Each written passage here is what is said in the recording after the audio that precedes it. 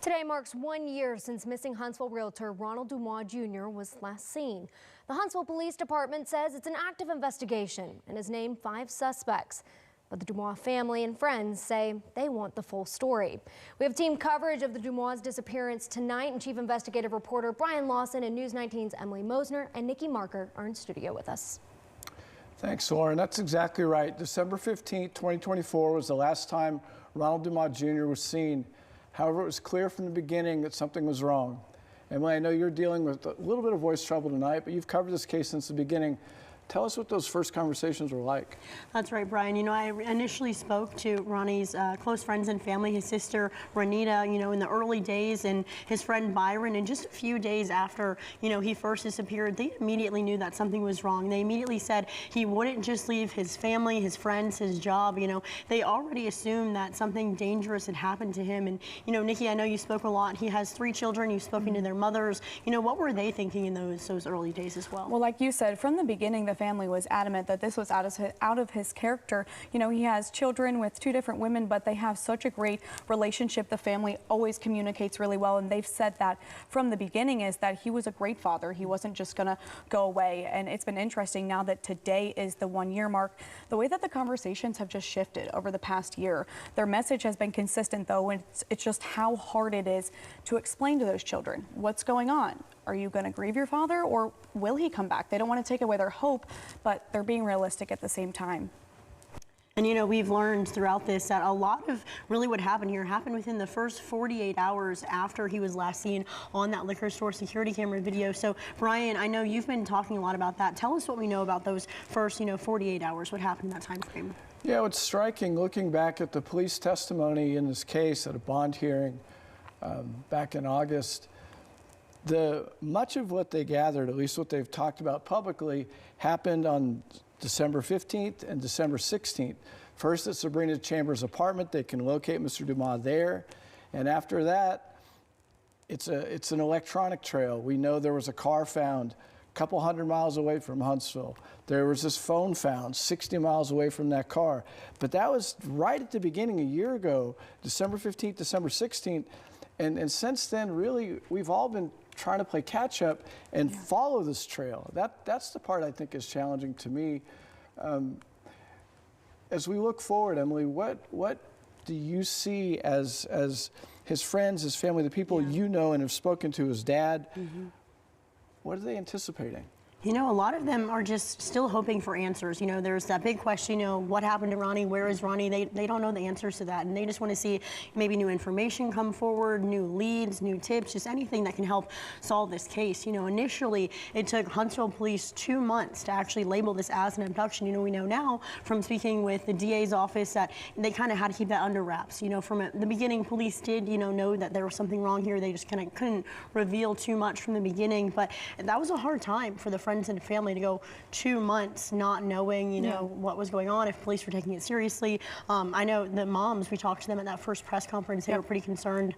They had some interesting things to say there, right? Yes, absolutely. Like we said before, the moms knew from day one, but when they're in that press conference, you could see the raw emotions of finding out with everybody that this was an abduction case. And in one sense, it was like relief of, this is what we've been saying all along, feeling justified in their feelings, but also this is very real. Now one of our loved ones was taken against his will, and we don't know what the next few months are going to look like getting him back. We've done so much coverage today. You spoke with one of Dumois' friends. He lived with him, and he was there in the initial moments of, he said he was going to go somewhere, but he never came back home. Yeah, I spoke to Byron just days after he first went missing, and I sat down with him again last week to talk to him about just, how he's processed this last year, everything that's happened, and we kind of went back to those early days and what he was feeling. Just let's take a look to what he had to say. It felt as if, it was placed in the back burner. It was like, shelf him, that's not it. He's probably somewhere, he's just getting away from everybody. And it wasn't until we found more information, then God sent James, and we was able to actually piece more together.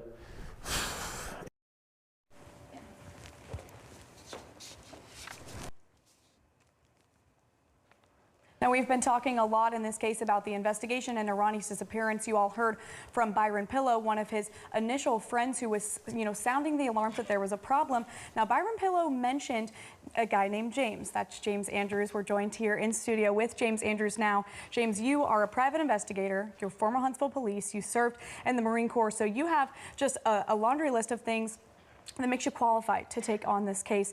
You've been at the center of it all, and you've also been very close with the family, especially after this year. How are they doing today? Today's been hard. We've had some meetings the last few days, and today they just wanted to kind of get off of electronics and stay to themselves. So we've kind of left them alone. But we've texted and we've got a group message going, and they're hanging in there, but today's hard. Absolutely. I know that we've talked a lot about the moms over the course of this year. The feelings have changed. What they want and what they feel like they need has changed, but something has been consistent, and they're willing to do anything to help. You said you have the group text. I know you've told me in the past, if you all text in there, immediately they're hopping on a call. They're ready to learn more, to do anything it's going to take. Yeah, there's been several times where we've had new information come out, or we've a new lead that we were wanting to talk about, or just any development at all, and we'll send a group message out. Hey, can y'all get on tonight for a meeting at 7 o'clock? And everybody's willing to jump in anytime. They've been really great as far as like communication and stuff. Yeah, this case is in Huntsville. We know that there's 5 suspects, 4 are from Memphis, but Sabrina Chambers, who you can see on your screen right now, she's from Huntsville. But what's interesting is this case has brought in tips across state lines, and not even just, neighboring states, not just here in Alabama or in Tennessee and Mississippi, but really everywhere across the country. Yeah, we've heard from people, like you said, Alabama, Tennessee, Mississippi, Texas, California, Michigan, all over, Ohio, North and South Carolina. We've had a ton of people reaching out with some of them, not with any useful information, but a lot of them with good tips and good leads. Absolutely. Like we said, 5 suspects in the case, 1 from Huntsville, 4 from Memphis. 2 of those people are in custody. Kiera Clark was extradited to the Madison County Jail this summer, and Quintarius White is behind bars, but he's behind bars in Tennessee. There's 3 other people that are still out there. We don't know where they are. Police are still looking for them. What do you think it's going to take to break this case? As far as breaking the case for the suspects getting caught, they're going to slip up. If they're still out there, they're on the run. It's hard to lay low. They're going to slip up. I'm confident of that. If they're alive, they're going to slip up. They're going to get caught. As far as what it's going to take to find Ronnie, we're either going to have to get lucky. Somebody's going to have to talk, or I know the police are still constantly working this case. So maybe, some of the electronic information and the electronic data that they're either able to gather will, lead them further into a better direction where we can go search, or something like that. But a lot of it's going to be luck or just people talking. Absolutely. And you've been working this case clearly for almost a year now. I remember you said that you kind of reached out to the family and said, hey, with my experience, I'd love to be willing to help you guys. That was around New Year's. You've been working it hard. There's been so much up and down momentum. Sometimes it felt like it was gaining a lot of traction. They had suspects in custody. We felt like, things were gaining up, but then there's also been a lot of down moments in the case. And the family's biggest fear they shared with me is things going cold. So where do things stand right now? Are you still pursuing new leads? Are you getting new tips? It's still definitely far from a cold case. We still get information coming in, and like I said, it does trickle in sometimes, and sometimes, some weeks there's not any new information. This past few days, things have kind of blown up again for us. So as far as like people reaching out and new information and new leads, new things for us to look at, new people to talk to, there's been some new conversations that have happened this weekend that were really interesting. I know the police. I know they're still working on stuff. I know they're constantly working on, a lot of the stuff and the data that they have. And I know there's still a lot going on as far from a cold case. Absolutely. We heard from HPD on Friday. They said they were renewing their request for new information from the public. The public has been very helpful and, maybe they don't know exactly where Ronnie is, but maybe they've had encounters with these people, and that has been the small tips that have pushed this case along. Huntsville Police Department urges you to reach out if you know anything about this case, if you know anything about the suspects that are named in this case, especially the ones that they haven't been able to locate yet. Reach out to the Huntsville Police Department if you know anything, and also you all have a crime desk for anonymous tips if people aren't comfortable sharing them with the police department. Do you want to tell people about that? Yeah, crimedesk.tips. A lot of the people that we have had reach out, especially recently, they're just not comfortable talking to the police. But you know, whatever reason that is, but they can talk to us directly, and we'll keep everything anonymous, and